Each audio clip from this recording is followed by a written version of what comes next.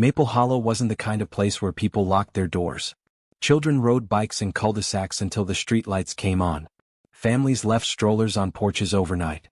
The biggest local scandal had been a bake sale gone wrong, until one warm October afternoon, when the police arrived at 14 Cypress Grove Lane and started digging. Before we uncover the chilling truth behind the suburban facade, make sure you hit that subscribe button, turn on notifications and settle in. Now let's begin. The neighbors watched from behind trimmed hedges and carefully drawn curtains. Yellow tape cordoned off the neat little backyard, where a pastel swing set creaked softly in the breeze. And right there, just a few feet away, officers unearthed something no one ever expected in their quiet suburban dream. Bones wrapped in plastic. A body buried in the very soil where children once played tag and summer cookouts filled the air with the smell of grilled corn. And standing just outside the tape, clipboard in hand, wearing her signature pressed khakis and PTA polo shirt, was Kara Whitmore. No one could quite comprehend what they were seeing. Kara had organized the spring carnival last year. She led the school's anti-bullying campaign. She color-coded the volunteer schedule and reminded people to bring peanut-free snacks. Now whispers swirled. Was it a mistake? Could this really be happening? Because the smiling, helpful, overachieving PTA mom might have been hiding a body in her backyard for nearly 3 years. To the outside world, Kara Whitmore was everything a mother should be. She was the mom who always remembered birthdays, brought homemade granola bars to soccer games, and somehow never had a hair out of place.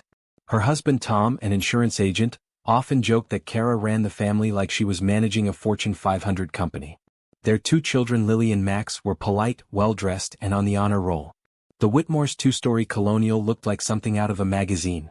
Freshly painted shutters, manicured hedges, a seasonal wreath that changed without fail. And every holiday, Kara made sure their lights were timed perfectly, not too flashy, not too dim. She didn't just attend school events. She ran them.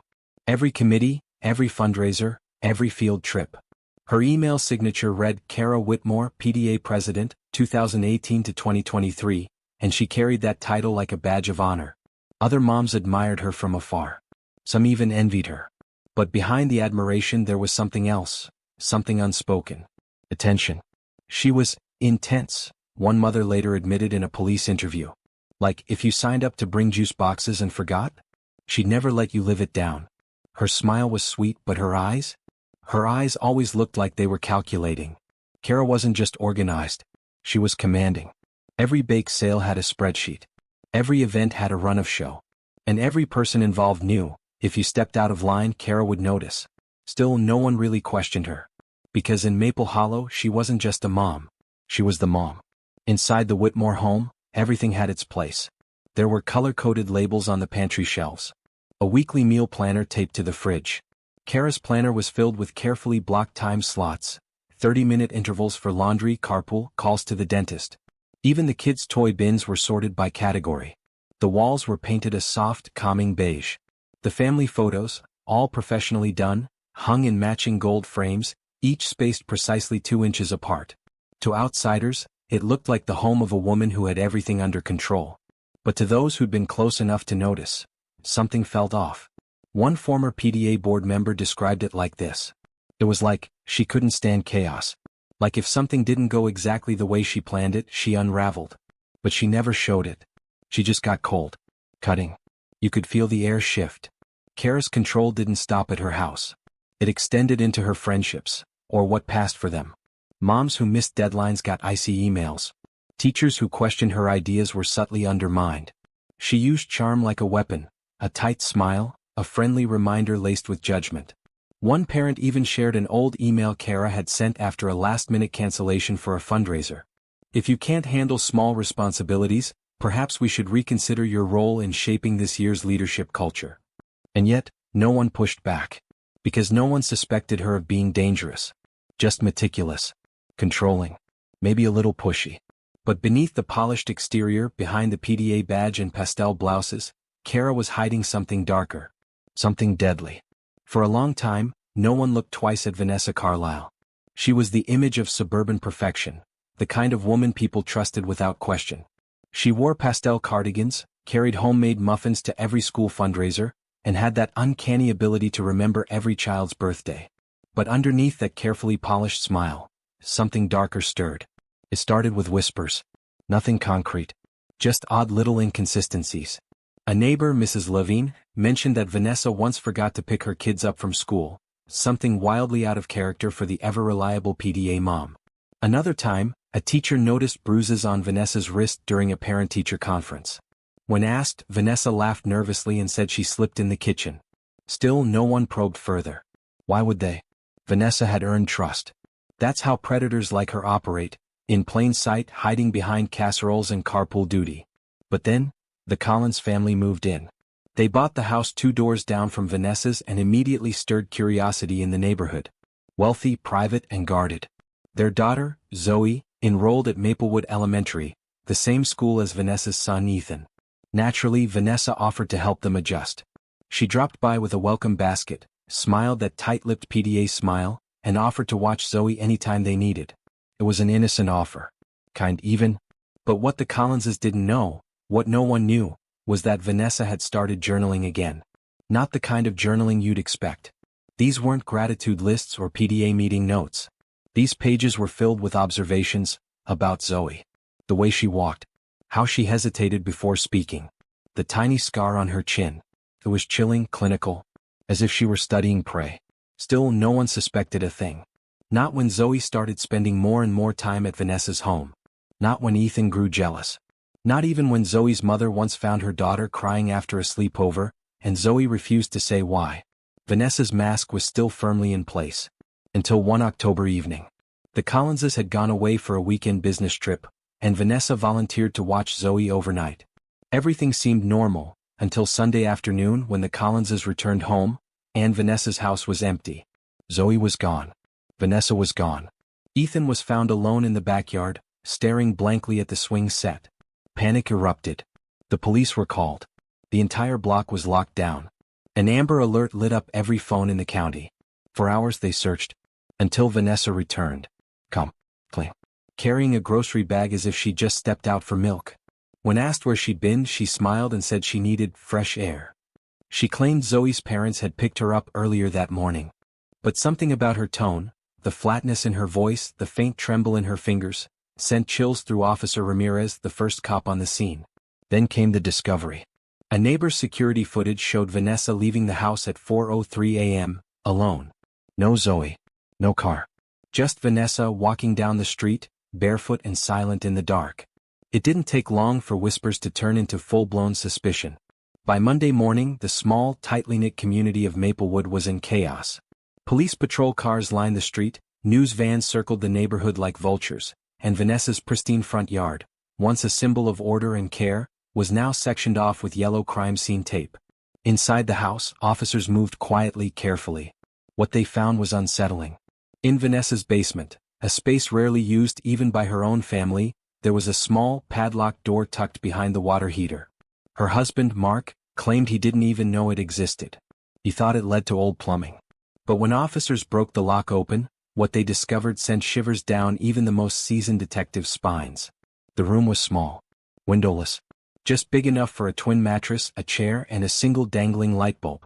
The mattress was bare, and the corners of the room were stained with something dark, something that had soaked into the concrete. On the wall were photographs. Not of her family. Not of school events. Photos of Zoe. Dozens of them. Taken from odd angles, through windows, behind trees. Candid, unposed, and completely unauthorized. In some, Zoe was smiling at a playground. In others, she looked directly at the camera, her expression uncertain, maybe even frightened. It was no longer a missing person case. It was a predator's lair. And yet, Vanessa refused to break. During initial questioning, she remained calm, composed, eerily polite. She sipped water. Crossed her legs. She didn't ask for a lawyer. Instead, she smiled and said she wanted to help find Zoe just like everyone else. But when Detective Margot Easton leaned forward and asked her directly, "Where is Zoe, Vanessa?" Something in Vanessa shifted. Her eyes didn't fill with tears. Her voice didn't shake. Instead, she said flatly, "You wouldn't understand." The community, once so quick to defend her, now watched in disbelief as their PTA president, the same woman who organized charity bake sales and led anti-bullying campaigns, was escorted from her home in handcuffs. And still, Zoe was missing. Search dogs were brought in. Nearby woods were combed. Waterways scanned. For days, hundreds of volunteers joined law enforcement in the hunt. But the trail had gone cold. Until a breakthrough came from the unlikeliest place. A librarian. Detectives discovered that in the weeks leading up to Zoe's disappearance, Vanessa had visited the local library nearly every day. Surveillance showed her checking out books on child psychology, abduction cases, and even survival tactics. But more chilling was what she'd left behind, scribbled notes in the margins of a book called Undetected, a fictional thriller about a woman who fakes her death and lives in plain sight. On one page she'd underlined a line that read, "Sometimes the best way to disappear is to stay exactly where you are." And beside it she'd written, "She'll thank me one day." For the first time since her arrest, Vanessa Carlisle's perfect mask began to crack. During her second interview with detectives, she seemed different, agitated, restless. The calm PTA mom was gone. Her fingers tapped endlessly on the cold steel table, her foot bouncing under the chair. Detective Margot Easton leaned in again, this time with something new. A photograph. It showed Zoe. Not from before she went missing, but recently. The timestamp in the corner said it all. 2 weeks ago.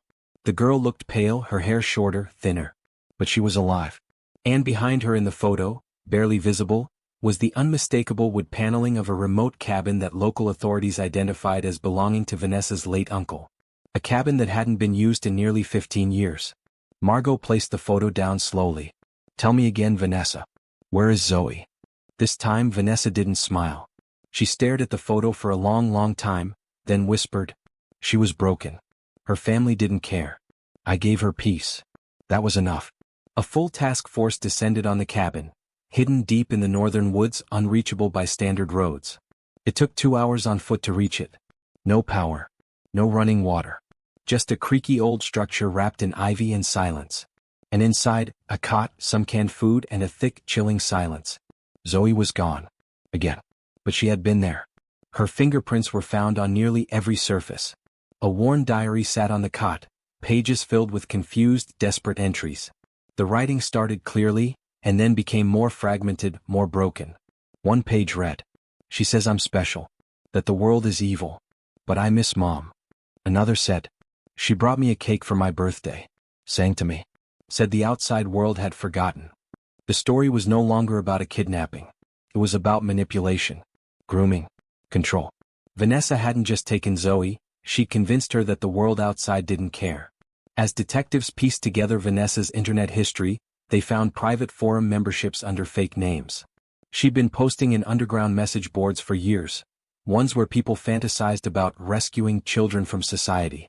She wasn't alone. There were conversations with users who praised her bravery.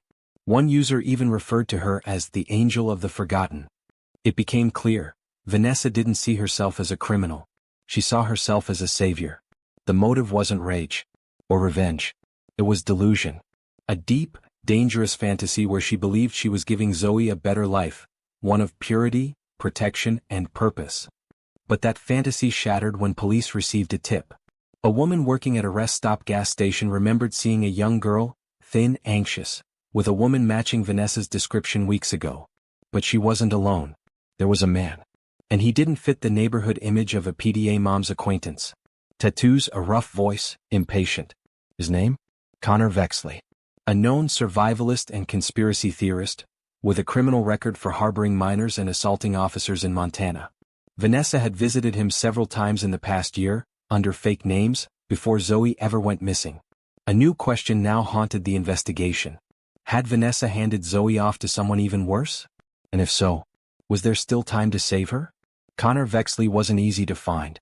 A man who prided himself on being off-grid, Connor lived deep in the Bitterroot Mountains, on land passed down for generations, shielded by forest and silence. He didn't use banks. His name didn't show up on utility bills. And yet, his online presence, buried under layers of encryption, revealed a disturbing alignment with Vanessa's twisted worldview. Detectives discovered encrypted messages between them. Vanessa spoke about Z, a child she believed could be freed from the corruption of modern society. Connor replied with coordinates, supply lists, instructions. It read like a manifesto. Authorities feared the worst. A multi-agency task force was assembled, including forest rangers, FBI agents, and canine units. The trek to Connor's cabin took almost a full day. They moved through dense woods, up steep ridges, past animal traps, and finally reached a clearing. The cabin was there, shrouded in branches and camouflaged tarps. No smoke. No sign of life. Guns drawn, officers breached the door. Inside, the stench of decay hit them first. The place was a nightmare. Animal carcasses hung from beams, food supplies covered in mold, walls scrawled with biblical verses and handwritten rants against the government. And in one corner, a small, makeshift bed. Still warm. Zoe had been there. Recent footprints led out the back of the cabin, into deeper woods. A full-scale manhunt began that same night. Helicopters circled. Dogs barked. Lights swept across trees. At 3:47 a.m., one officer's radio crackled. They found her. She was curled up beneath a fallen tree, hidden beneath a tarp and leaves, shaking violently. Her hair was matted. Her clothes were threadbare. But her eyes, sunken, hollow, were unmistakable. Zoe Winters. It had been 1,102 days since she vanished. When officers approached, she flinched and tried to run. It took time, gentle words, and the soft voice of a female paramedic before she let them wrap her in a thermal blanket. Her first words? "Don't make me go back to her. Please. She says they'll punish me." Zoe had been brainwashed, conditioned to fear the world she once called home. Over time, Vanessa and Connor had manipulated her into believing she was being protected, that her family had abandoned her, that the only safety existed in isolation. Back at the hospital, Zoe refused to speak to her parents. She wouldn't eat unless food was brought to her in unmarked containers. She jumped at the sound of phones ringing. Lights made her cry. The psychologist assigned to her said she displayed signs of complex trauma with indoctrinated delusions. Still, she was alive. Vanessa Carlisle, however, was silent. Not a word. Not even when faced with photos of Zoe's rescue. And Connor? Gone. He'd vanished into the forest just minutes before the raid. All that remained was a journal, filled with drawings of a girl, a chosen one, and a note. She doesn't belong in their world. If they take her back, they'll ruin her. A warrant was issued for his arrest, but the mountains protect their own. As the days passed, one haunting question settled over everyone involved. Was Zoe really safe now? Or was the damage already done? Weeks passed. Zoe remained in the hospital under 24-hour psychiatric observation. Slowly, she began to speak more, not in long conversations but in whispers, half-formed thoughts, fragments of memory that painted a deeply disturbing picture of her 3 years in captivity. She spoke of lessons Vanessa made her repeat, mantras about obedience, about trust being dangerous, about the evils of mothers who wear masks. She described daily drills, hiding in silence, navigating woods blindfolded, drinking rainwater, listening for signals only Vanessa and Connor could decode. Her vocabulary had changed. She didn't say home. She said base. She didn't say mom. She said original host. The therapists were stunned. Even when surrounded by medical staff and her biological parents just down the hall, Zoe would stare at the window and whisper, "She's coming for me." When asked who she meant, Zoe only said, "The true one. The protector." The FBI began re-examining Vanessa's old journals and online logs. And what they uncovered next turned everything darker. Vanessa believed in something called the split theory, a fringe psychological cult belief that certain children are fragments of a purer consciousness, meant to be separated from societal corruption and molded into higher beings. Zoe, in Vanessa's eyes, wasn't just a girl, she was a vessel. And Vanessa wasn't just a kidnapper. She thought she was saving the world. 2 months after Zoe's return, the Winters family received a package with no return address. Inside was a flash drive labeled in red ink. For when she forgets. It contained a single video file. The footage was dim, handheld, and shaky, filmed deep in the woods.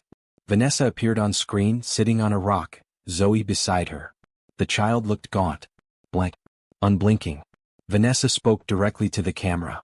"If you're watching this, then she's back among you. But you must understand, you have her body, not her mind. We spent years separating her from your illusions. She's free now. But freedom, once tasted, never leaves." She turned to Zoe. "Tell them what you are, sweetheart." And in the softest voice, Zoe replied, "I'm not one of them. I belong to the silence." The video ended there. The FBI traced the package. It had been dropped at a roadside post office in Idaho. Security footage showed a hooded man, matching Connor Vexley's build, sliding the envelope into the slot before vanishing. To this day, Connor remains at large. Vanessa Carlisle is serving life without parole at Blackridge Correctional Facility, kept in solitary after multiple psychological breakdowns. And Zoe? She lives with her parents under a new name in a new town. But she doesn't sleep through the night. She locks her door every evening. And sometimes when the wind howls, she's found curled beneath her bed whispering the same phrase. She's still out there. And she remembers me. A year passed. Zoe, now 8, had adjusted outwardly. She returned to school under an alias, attended therapy thrice a week, and had started drawing again. But her drawings haunted everyone who saw them. Shadowy forests, a woman with no face, a little girl split in half. Then, on the anniversary of her return, her parents discovered something hidden beneath her bed. It was a thick sketchbook, leather-bound and worn. Its cover was marked with a symbol the FBI had seen before, carved into trees around Vanessa's cabin, drawn in ash around the altar where Zoe was found. Inside the book were dozens of pages. Not just drawings. Instructions. Phrases written over and over in a child's uneven scrawl. Trust no light. Vanessa speaks through the trees. The world is not real. I remember. One page showed an image that sent her mother into full-blown panic. A crude map of their new home, circled with red ink. At the bottom, in all caps, "She knows where I am." The FBI took the book but couldn't explain how it had resurfaced, or why Zoe said she didn't remember making it. But what chilled them most was the last page, which read, "The silence said she's coming back for me on my 9th birthday. And this time I go willingly." Zoe turned 9 on a quiet Thursday. Her parents, terrified by the diary entry, kept her home from school. Federal agents were stationed near their house. Doors were locked, phones were monitored. But midnight came and went, no signs of Vanessa. No sign of Connor. Just silence. The next morning the agents checked Zoe's room. She was gone. No forced entry. No signs of struggle. No footsteps in the snow outside. Just her bed, neatly made, and a note taped to the window from the inside. Read, "Thank you for borrowing me. But I'm going home now." The national search reignited. Roadblocks. Drones. Canines. Helicopters. Zoe's face, or rather her alias, was again plastered everywhere. But no one saw her. No one saw Vanessa. No one saw Connor. Just a whisper in the forest, a shadow in the trees. A trail of red thread tied to pine branches. And one last recording left behind in Zoe's old toy chest. An audio file titled, Awakening.mp3. In it, Vanessa's voice. "You can't cage evolution. You can't silence the truth. The child has chosen. Not out of fear, but because she remembers." Then a pause. And Zoe's voice, older, colder. "They taught me to forget. But you taught me to become." To this day, Zoe Winters is listed as missing. Vanessa Carlisle remains in custody, still denying involvement in Zoe's second disappearance, claiming she's never left the facility. DNA tests have confirmed her identity again and again. Her alibi is airtight. But Connor Vexley is still out there.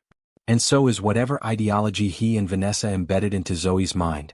Some believe she escaped to start over. Others believe she was abducted, again.